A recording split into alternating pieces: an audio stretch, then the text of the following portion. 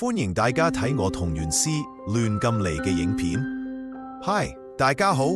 今日香港時間1月6日22點31分 ，Google 收場排行榜又嚟啦。聰明嘅你應該留意到，今次講嘅排行榜係美國排行榜。睇圖都睇佢呢，7日嘅首存第一位係咩呢？你老闆竟然有1萬，唔係10個男啊，係1000萬啊！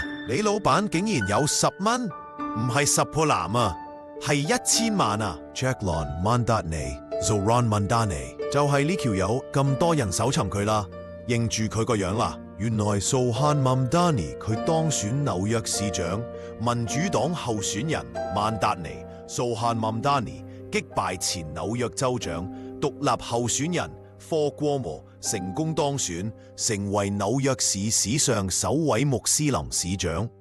這曼達尼勝選嘅同一周，美股正債由英偉達帶領着衝向新嘅高點。曼達尼喺競選中提到了一個詞 Halalflation， 清真通脹，指的係佢喺街頭感受到普通穆斯林社區連基本嘅清真食品都快買唔到大。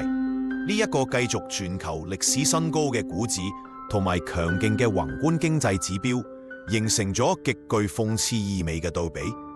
人們投票俾曼達尼，唔僅僅係為咗佢承諾嘅免費巴士，更係為咗向嗰個冷酷運轉嘅資本機器投出一塊磚頭。完。